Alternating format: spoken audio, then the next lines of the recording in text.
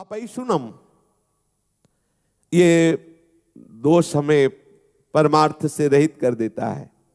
ये सुना तुमने, वो ऐसा ऐसा ऐसा है, चुगली करना, ये चुगली करना। कुछ ऐसे महापुरुष जन हैं कि जिनको बड़ा आनंद आता है, कभी कभी ऐसा अवसर मिला तब लगता है कितनी रुचि से किसी की निंदा की जाती है, कितनी रुचि से बात की जाती है, और बार बार उनको हटा के भगवत वार्ता करो, चुप रहो, सुनो। वो ऐसा उनको इतना सुख मिलता है मानो उनको चक्रवर्ती सम्राट पद पे अभिषेक मिल जाएगा इस बात से। देखो, अपने परमार्थ मार्ग के साधक हैं, अपनी कोई निंदा करे तो उसकी भी हमें निंदा नहीं करनी, उसके द्वारा जो हृदय में जलन होती चुपचाप सह लेना है, पर किसी की निंदा नहीं करना। कोशिश करो किसी और की निंदा आपको सुनने को ना मिले, कोशिश करो आपको अपनी निंदा सुनने को मिले। कोई निंदा कर रहा है तो आप कान को कहो सुनो, क्योंकि अब जलेगा हृदय ना, और जब हृदय जलेगा तो फिर सही हो जाएगा। अगर अपनी निंदा हो रही तो कान में अंगुली मत डालना, जरूर सुनना, लेकिन जब किसी की निंदा होने लगे तो कान में अंगुली डाल लेना। जब अपनी प्रशंसा होने लगे तो कान में अंगुली डाल लेना, जब दूसरे की प्रशंसा हो रही तो अंगुली हटा लेना। तो अंदर तुम्हें पता चलेगा कि क्या है तुम्हारी स्थिति। दूसरे की प्रशंसा सुनकर आनंदित होना, ये हमारे साधुता के मार्ग में लाभदायक है। अपनी प्रशंसा सुनकर के हृदय में सकुचाहट आ जाना, मैं अधम, ये कैसा, यह है परमार्थ का स्वरूप। अपनी निंदा सुनकर के आनंदित होला, देखो प्रभु ये ठीक कह रहे, ऐसा ही मैं हूं। दूसरे की निंदा जब बात हो तो कान में अंगुली डाल लो, नहीं नहीं हमें नहीं सुनना। बोलना तो है ही नहीं किसी के विषय में, पर चर्चा ही हमें दोष से युक्त कर देती है। भगवत चर्चा छूटी, जहां किसी की चर्चा तहां कोई न कोई अपराध बन जाएगा, वाणी का अपराध बन जाएगा, हम निंदा कर बैठेंगे। ये दूसरे की बातें देखी सुनी चुगली करना है, बिल्कुल ठीक नहीं है। एक दूसरे के विषय में वार्ता करना परमार्थ के हानि की बात है। जब एक दूसरे मिले तो बोधयंता परस्परम, भगवत चर्चा करें। श्री स्वामिनी जी के रूप गुण का, उनकी लीला का, उनके हास परिहास का वर्णन करके हम अपने मन को निर्मल करें, आह्लादित करें। ये चुगली करना ठीक नहीं है। शास्त्र आदेश करता है कि ये जो चुगली करने का स्वभाव, इसे छोड़ो, क्योंकि इसके छोड़ने से आपका हृदय निर्मल होगा। ये वो सद्गुण हैं जो भगवान को अधीन कर लेते हैं। हमें किसी के विषय में नहीं बोलना, यहां तक कि अपने को सता रहा हो तो धर्म कहता है कि उसका भी परिचय मत बताओ। ये बड़ा सूक्ष्म विषय धर्म का है। जब धर्म स्वरूप बैल को जब परीक्षित जी ने देखा कि उसके चरण टूट गए हैं, तीनों एक चरण से चल रहा है और एक पुरुष प्रहार भी कर रहा है, पूछा बैल से जो धर्म रूप में था कि आपको दंड कौन दे रहा है? तो बोले इसका ठीक निर्णय नहीं किया जा सकता कि कौन दंड दे रहा है। जैसे जैसे वार्ता हुई परीक्षित जी समझ गए ये धर्म है, क्योंकि ये धर्म कहता है कि अपने को भी जो सता रहा है उसका भी परिचय न बताए, क्योंकि वो कोई न कोई मेरा कर्म ही है जो उसको प्रेरित करके आया है और मुझे दुख दे रहा है। वो बेचारा तो निमित्त मात्र है, वो थोड़ी हमें दुख दे रहा है। कोई न कोई कर्म, को न काहू के दुख सुख कर दाता, निज कृत कर्म भोग सुन भाता। अगर कोई हमें आकर के पीट रहा है तो सच्ची मानिए हमारा कर्म ही कोई उसके ऊपर बैठ गया और वो आकर हमें पिटवा रहा है, हम उसका भी विरोध नहीं करते। यही तो साधुता है। इन्हीं सद्गुणों से तो प्रभु रीझ जाते, प्रभु प्रसन्न हो जाते हैं। हमें ये बात धारण करनी हृदय में। प्रभु के मार्ग में चलने का आपका उद्देश्य है तो आप चुगली करना छोड़ दीजिए। देखो, किसी से कहना नहीं, कसम खाओ किसी से नहीं कहेंगे। और अब वो दूसरे से बोलेगा, देखो कसम खाओ किसी से मत कहे। पूरी समाज में बात हो गई और वो किसी से कहना भी नहीं है। ये बहुत प्रपंच का विस्तार अंदर होता रहता है, हम समझ नहीं पाते हैं। अच्छा, बात जैसे हमने सुनी या देखी ना, तो गरिष्ठ भोजन पालो तो उसके पचने के लिए, जैसे पाचन शक्ति बढ़ाने वाली ऐसे पदार्थ है कि पालो तो पच जाएगा। ऐसे ही जब किसी की बात अगर आपके हृदय में पहुंच गई और आप नाम जपना शुरू कर दें तो भले पच जाए, नहीं तो चाहे दीवार से बोलना पड़ेगा। आहा, अब थोड़ी शांति मिली। वो जैसे नहीं पेट में गुड़गुड़ गुड़गुड़ होए, तो फिर अब उसमें चूरन, पंचसकार चूर्ण या कोई ऐसा डाल लो तो भले बच जाओ, नहीं तो वो फिर बार बार खट्टी डकारें आना और ऐसा। तो ऐसे इसमें डकार से आती। कैसे बोले? कोई तो मिले तो बोले सुनो, किसी से कहना नहीं। बोले क्या? बोले पहले बताओ किसी से? बोले कसम से नहीं कहेंगे। अब वो उनसे, अब वो दूसरे से बोले कि ऐसा, ये परमार्थ के विपरीत चेष्टा है। थोड़ा हम हजम करना, पर हजम करने की औषधि नाम है। अगर नाम जप नहीं हो रहा तो हजम नहीं होगा, वो बिल्कुल धरी रहती यही। और जब निकाल देना, किसी से बात कर देना, तब लगता है हाँ अब शांति मिली है। वो तो कहना ही पड़ेगा। इसलिए नाम जप के द्वारा पचा सकते हो, अन्यथा नहीं। अगर नाम जप नहीं तो आप ये पचा नहीं सकते। वो आपसे बुलवाएगी, चुगली करवाएगी, निंदा कराएगी। दोष दृष्टि द्वेष वृत्ति मिटा करके हमें सर्वत्र भगवत भाव करना है। इसलिए हमें किसी की चुगली नहीं करनी है। सबको सुख पहुंचाने की भावना, सबसे सुंदर दया का स्वरूप यही है। सबका मंगल हो, सब सुखी हो। कैसे होंगे? नाम कीर्तन से, नाम जप से, लीला कीर्तन से, लीला श्रवण से सबका मंगल होगा। आप किसी को 2 रोटी दे देते हैं तो उसका मंगल थोड़ी हो जाएगा। थोड़ी देर के लिए भूख मिटी, फिर 4-6 घंटे बाद फिर उसको सताने लगी। वास्तविक दया का स्वरूप क्या है? सबका मंगल हो, सब सुखी हो, सब आनंदित हो। तो किससे होंगे? सबका मंगल, सबका सुख, प्रभु का नाम कीर्तन श्रवण करना, प्रभु का नाम कीर्तन गायन करना, प्रभु की लीला कथा श्रवण करना, प्रभु की लीला कथा गायन करना सबसे बढ़िया निरपेक्ष दया है। जब कहीं कोई आपको मिले तो उसको सुख प्रदान करने की भावना से आप भगवत चर्चा कीजिए, भगवान नाम कीर्तन करने की प्रेरणा दीजिए, भगवान नाम जपने की प्रेरणा। ये सबसे बड़ी दया है। नाम सुकृत धन अपनी जीवन, ये हमारा जीवन है। राधा नाम हमारा जीवन है, हमारा प्राण है, सबसे बड़ा धन है, परम धन है। अब हम किसी को राधा नाम सुना रहे, राधा नाम कीर्तन कर रहे, राधा नाम जपने की प्रेरणा करें, ये सबसे बड़ा सुख है, उसको दिया जा रहा है। क्यों? इसमें फंसोगे नहीं, फंसोगे नहीं। अपने आराध्य देव का नाम कीर्तन। अगर कहीं अन्य भावना करके अन्य दया करना शुरू किया तो फंसने के चांस हैं। सबसे हित की भावना, सर्वभूत हिते रताः। कैसे हित होगा? केवल किसी को थोड़ी औषधि दे दी, थोड़ा भोजन दे दिया, वस्त्र दे दिया दया करके, तो ये कोई खास दया नहीं हुई। सदा मंगल होता रहे। यदि उसके नाम रूप लीला धाम में कहीं भी रुचि हम पैदा कर पाए संग के द्वारा, ये बहुत बड़ी दया हो गई, ये बहुत बड़ा हित हो गया, उसका बहुत बड़ा मंगल हो गया। ये हृदय में विचार कीजिए। सर्वभूत हिते रताः कैसे होगा? भगवान नाम से होगा, भगवत लीला गुणगान से, भगवत रूप चिंतन से होगा। कोई भूला हुआ जीव यदि भगवान नाम जपने लगे, उसका मंगल हो गया। उसके शरीर से ऐसे परमाणु निकलेंगे, जहां वो रहेगा वो आसपास वातावरण मंगलमय होने लगेगा। अगर एक आदमी दुराचारी है, गंदे आचरण करता है, तो जिस मोहल्ले में रहता है वो पूरा मोहल्ला दूषित हो जाता है। उसके वातावरण से वो सब दुखी होने लगते हैं। एक महात्मा जहां रहता है तो वो क्षेत्र आनंदमय होने लगता है, क्योंकि उसका प्रभाव सबके पाप का नाश करके आनंद प्रदान करता है। इसलिए सच्ची दया अपने ऊपर और सबके ऊपर यही है कि खूब भगवान नाम कीर्तन किया जाए, भगवान नाम जप किया जाए, भगवत लीला गायन श्रवण किया जाए। भगवान दया समुद्र है। सभी को शुद्ध करने के लिए देखो भगवान अवतार धारण करते हैं। सभी को शुद्ध करने के लिए भगवान लीलाएं करते हैं। भगवान विविध नाम रूप लीला इसीलिए प्रकाशित करते, सबका मंगल हो। कभी कभी प्रतिकूल लीलाएं करके, जैसे प्रभु आवेश में रोष में दिखाई दे रहे हैं और दिव्यास्त्रों के द्वारा वो संहार लीला करते नजर आ रहे हैं। बड़ी दया है इसमें। जिस पद को बड़े बड़े योगी जन योग साधना से प्राप्त करने की चेष्टा करते रहते हैं, उसी पद को प्रभु रोष में आकर के उन असुरों को प्रदान कर देते हैं जो भगवत विरोधी हैं। जैसे प्रभु की दया का स्वरूप है सबका मंगल करना। ऐसे ही भक्त की दया का स्वरूप है सबका मंगल करना।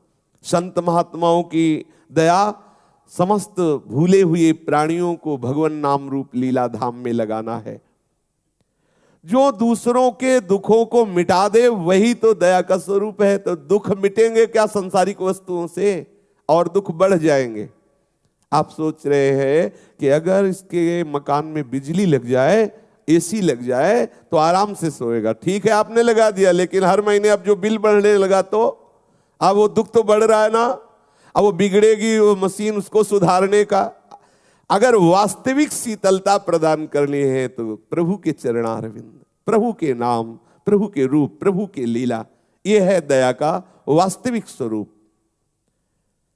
साधक को चाहिए कि अलोलुप्तम रूपी सद्गुण धारण करे। इंद्रियों का विषय भोग के लिए प्रतिपल लालायित रहना स्वभाव है। जो हमारी 5 ज्ञान इंद्रियां हैं उनका स्वभाव है नीचे की तरफ उतरना। संसारिक रूप देखना, संसारिक सुगंध सूंघना, संसारिक स्वाद लेना, संसारिक स्पर्श सुख लेना, संसारिक शब्द सुनना, इनका स्वभाव है। अब इस स्वभाव का परिवर्तन करके भगवत भाव में लाना है। ये जो स्वभाव, इसे लोलुपता कहते हैं, और इस स्वभाव पर विजय प्राप्त कर ले उसे अलोलुप्तम कहते हैं। ये दैवी संपदा है, ये भगवत प्रसन्नता का अनुभव कराने वाला सद्गुण है। हम उतनी ही वस्तुओं का सेवन करें जिससे हमारा भगवत चिंतन सतत चलता रहे। सच्ची मानिए, ये जो बहुत गरिष्ठ भोजन है, बहुत मीठा भोजन है, ये जो कई तरह के, ये हमारे अंदर कई वासनाएं पैदा कर देता है। आप एक दिन माधुकरी या सात्विक भोजन भगवत अर्पित करके पाइए, दूसरे दिन पूड़ी कचौड़ी समोसा और गुजिया गुलाब जामुन ये सब भर पेट पाइए। फिर आप दोनों दिन के भजन का निर्णय कीजिए, दोनों दिन के विचार को आप डायरी में लिखिए, ईमानदारी से निर्णय करके। आप एक दिन जो सात्विक भोजन भगवत प्रसाद स्वरूप पाए तब आपके क्या विचार थे, कैसी भजन पद्धति चली, और दूसरे दिन जब आप भंडारे का पाए या ऐसा गरिष्ठ भोजन पाए तब आपके कैसे विचार रहे, देख लीजिए। ये लोलुपता छोड़ने के लिए आपको एक नियम बनाना पड़ेगा। समाज में जो अच्छे पदार्थ कहे जाते हैं उनसे आपको बचना होगा। ये बहुत अच्छा अच्छा भोजन बना हुआ है, वो आपके भजन को नीरस करने वाला है। ये इंद्रियों की लोलुपता, एक एक इंद्री को संभालना होगा। हम ऐसे रूप देखने के मार्ग में चले हैं जो रूप समुद्र हैं। क्या कौन सा रूप है ऐसा, यहाँ सब नाशवान परिवर्तनशील। ये जो शरीर आप देख रहे हैं इसमें कुछ भी डालो मलमूत्र बन जाता है। क्या खास बात इसमें है? जरा सा रोग हो जाए तो चेहरा बदल जाता है, जरा सी अंदर कोई क्षोभ वृत्ति आ जाए तो क्या होता है, थोड़ी देर में मृत्यु। कि अब अपने को लगता है 100 वर्ष 80 वर्ष, अरे ऐसे गए 100 वर्ष, देखते देखते गए। इस इंद्रियों के विलास को कब तक नेत्र सोचते हैं ये सुंदर ये सुंदर, कहीं कोई सुंदर नहीं। देख लो क्या सुंदर है क्या। जब प्रभु की तरफ आप देखोगे तब आपको पता चलेगा कि सुंदरता किसे कहते हैं। सुगंध हमारे प्रभु के श्री अंग में जो है वो सुगंध हमें प्राप्त करनी। स्पर्श हमें स्वामी जी के श्री चरणों का, लालजू के श्री चरणों का प्राप्त करना है। श्रवणेन्द्रीय प्रिया प्रीतम कैसी रसमयी बातें कर रहे, इसको हमें सुनना है। एक एक इंद्री को हमें ये लोलुपता जगानी है। ये जो लोलुपता विषयों की तरफ बन गई है इसे हम त्यागे, बिना इससे त्यागे आगे नहीं बढ़ सकते। थोड़ा नेत्रों को संयम में रखें, बाहरी रूप देखने से बचिए। है ही नहीं सुंदर, क्या सुंदर है, तुम्हारे अंदर वासना इसलिए सुंदर लगता है। यहाँ कोई सुंदरता है? अरे सौंदर्य समुद्र प्रभु है, चिदानंदमयी सुंदरता प्रतिपल बढ़ती रहती। यहाँ तो प्रतिपल नाश को प्राप्त हो, क्या सुंदरता। एक देवता उतर पड़े तो सब यहाँ ऐसे हो जाएंगे जैसे सूर्य उदय होने पर तारे हो जाते हैं, ऐसे एक देवता। और प्रभु की जब सुंदरता की बात आती है तो देवलोक भूलोक रसातल कोई है नहीं, क्योंकि सब प्राकृतिक माया के द्वारा रची है। प्रभु का चिदानंद सौंदर्य। कभी अपनी नेत्रेंद्री को ये लालच लोभ जगाइए कि हमें प्रभु को देखना है। प्रिया प्रीतम श्याम सुंदर और किशोरी जी जब बात करती है, ओ अमृत रस बरसता है, वो हमें सुनना है। प्रिया प्रीतम का स्पर्श, प्रिया प्रीतम की गंध, प्रिया प्रीतम का उच्छिष्ट, हमें प्रत्येक इंद्रियों में ये लालच पैदा करना है। इसी लालच के बल से हम विषय लोलुपता का त्याग कर पाएंगे, इसी बल से कर पाए। अगर ये लालच नहीं जगाया आप तो लगेगा कैसा क्या जीवन, कह रहे हैं अच्छा ना खाओ, ऐसा ना करो, वैसा। अरे जितने दिन का जीवन मिला है मौज लो, मौज आनंद। तो ये इधर मौज है, इधर मौज है। बड़ी मौज वालों को देखा है नाली में गिरे हुए पड़े, मौज है उसमें, नाली में पड़े। एक इतनी नाली थी हितधाम के सामने, तो एक शराबी भगवान के दर्शन हुए। ऐसा लग रहा था जैसे बहुत बड़ी धारा को पार करना हो। ऐसे कदम बढ़ाते फिर खड़े हो जाते, फिर बढ़ाते फिर और आखिरकार उसी में गिर गए पार में। ये है मौज, ये मौज है भाई, सावधान, ये मौज गिराने वाली है। आइए प्रिया प्रीतम के अनुराग रस में, वास्तविक तुम्हारे मन की मांग प्रिया प्रीतम है, चिदानंद प्रेम धाम है। इधर आप गए तो विचलित होते चले जाएंगे, क्लेशित होते चले जाएंगे, फंसना ही है, कहीं भी आनंद नहीं। खोज के देख लीजिए, बहुत जन्म खोजते रहे, आज हमें अवसर मिला है आनंद समुद्र प्रभु की तरफ चलने का। तो अपनी 5 ज्ञानेंद्रियों को मन सहित प्रभु के चरणों का लालच बढ़ाइए, लोभ बढ़ाइए। मार्दवम, बिना कारण दुख देने वालों और वैर रखने वालों के प्रति भी हृदय में कठोर भाव ना लाना, उनके प्रति भी कोमल वर्ताव रखना मार्दव कहलाता है। ये कोमल वर्ताव तभी रहेगा जब ये विचार करेंगे कि बेचारा ये क्या कर सकता है, गुणों से प्रेरित है, प्रेरित होकर ऐसी चेष्टा कर रहा है। ये बहुत नीची धरा का चिंतन है। ये बेचारा जो हमें गाली दे रहा है, निंदा कर रहा है, मारा गया है, माया के द्वारा इसकी बुद्धि हरण कर ली गई है, इसलिए ऐसा कर रहा है। ये बहुत नीची धरा का। उत्तम धरा का है कि मेरे प्रीतम ही इस रूप में, इसलिए कोमलता बनी रहेगी। 2 विचार, यदि आप प्रीतम भाव नहीं रख पा रहे तो बेचारा है। वो बातुल भूत विवश मतवारे, ते नहीं बोले ही वचन विचारे, है ही नहीं उनके अंदर ज्ञान, विवेक ही नहीं कोई विचार की बोल सके। इसलिए जैसे छोटा बच्चा है, अपने को गाली देने लगे, कुछ ऐसा प्रतिकूल करने लगे, तो हमारे अंदर तत्काल भाव आता है कि बच्चा है, तत्काल भाव आता है। तो ये सब बच्चे हैं। अज्ञान की धरा में ये भगवान को भी गालियां देते हैं, शास्त्रवेत्ता ब्रह्म ऋषियों की भी निंदा करते हैं, प्रेमियों की भी निंदा कर, बेचारे हैं, बच्चे हैं। इस भाव से या मेरे प्रीतम है, हृदय कठोर नहीं होना चाहिए। मार्दवम रूपी सद्गुण, कोमलता बनी रहे। जैसे अपना बच्चा अपने साथ कठोर व्यवहार करे तो हम क्या करते हैं, दुलार ही करते हैं, बच्चा है। जैसे अपने किसी अंग से अपने को चोट लग जाए तो हम क्या करते हैं, हमारी ही गलती से हमें लग गया, तो ऐसे हम सोचते हैं हमारी कोई गलती रही होगी पूर्व में, उसका परिणाम इसके द्वारा दिया जा रहा है। इसलिए हम कठोर हृदय ना हो, हमारा हृदय सदैव कोमल बना रहे। उपासक को हृदय में सबके प्रति कोमलता का भाव रखना आवश्यक है। कोई भी कठोर बर्ताव हमारा नहीं होना चाहिए। कोमलता जब आपके हृदय में रहेगी तो प्रिया प्रीतम आके विराजमान हो जाएंगे। ध्यान रखना, हृदय को कोमल बनाना है। कोमल हृदय सरस होता है, सरस कोमल हृदय में ही प्रिया प्रीतम विराजते हैं, कठोर हृदय नहीं। सब महापुरुष एक स्वर में आदेश करते हैं यही, कबहू कठोर न होई, कोमल चित सब सो मिले, कबहू कठोर न होई। सबसे कोमल व्यवहार, कोमल भावनाएं, हमारे अंदर कठोरता स्पर्श न करे, क्योंकि मुझे संभालना, मेरे हृदय में प्रिया प्रीतम आने वाले हैं। रसिक शेखर नौ किशोरी किशोर सुकुमारता की रास जुगल सरकार पधारने वाले हैं। जैसे हम लीप पोत के आंगन और सुंदर आसन की रचना करते हैं कि भाई गुरुदेव पधार रहे हैं, कोई महापुरुष पधार रहे हैं, अगर थोड़ा भी कूड़ा आने की संभावना होती है तो हम उसे रोकने की चेष्टा करते हैं कि यहाँ गंदा ना होने पावे। ऐसे ही हमारा हृदय अब प्रिया प्रीतम के लिए प्रिया प्रीतम पधारेंगे।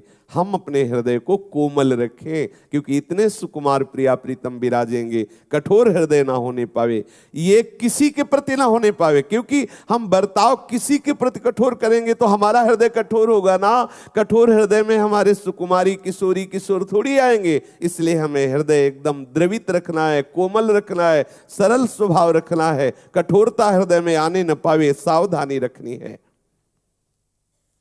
ह्री, शास्त्र और लोक मर्यादा के विरुद्ध काम करने पर जो एक लज्जा होती है, एक संकोच होता है, उसे ह्री कहते हैं। ये आपको अशुभ आचरणों से बचाएगी। अगर हम ऐसा करेंगे तो हम साधक हैं, हम उपासक हैं, क्या होगा? शास्त्र विरुद्ध आचरण, लोक में निंदा। नहीं, ऐसा नहीं होना चाहिए। मेरे द्वारा ये नहीं होना। मैं ये नहीं खा सकता क्योंकि साधक हूं, मैं ये नहीं देख सकता क्योंकि साधक हूं, मैं ये ऐसा आचरण नहीं कर सकता, साधक हूं, उपासक हूं। ये लज्जा होना, ये संकोच होना, ऐसा विचार होना ना, ये विरुद्ध आचरण नहीं करो, समाज क्या कहेगी, ये विचार आना। ऐसा प्रभु को क्या सोचेंगे, देखो मेरा शरणागत है, ये क्या कर रहा है, नहीं मुझे ऐसा नहीं करना। लज्जा होना, ये ह्री सद्गुण है। साधन विरुद्ध कोई भी क्रिया करने की भावना आने पर संकुचित हो जाना, लज्जा हो जाना, ऐसा सोचना कि अब मानो मेरे शरीर में सामर्थ्य नहीं रह गई, ऐसा गलत करने के लिए मैं जाऊं तो मेरे पैर में सामर्थ्य नहीं है, मैं ऐसा करूं तो मेरे हाथ में सामर्थ्य नहीं, मैं ऐसा बोलूं तो मेरी जिह्वा में सामर्थ्य नहीं, मैं ऐसा देखूं तो मेरे नेत्रों में सामर्थ्य नहीं। एकदम आप संकुचित हो जाएं, निर्बल हो जाएं, शास्त्र विरुद्ध आचरण करने के समय आपके अंदर उत्साह न रह जाए, आपका हृदय संकुचित लज्जा युक्त हो जाए। ये ह्री रूपी सद्गुण है, ये भगवत कृपा से उपासकों के हृदय में जागृत होता है।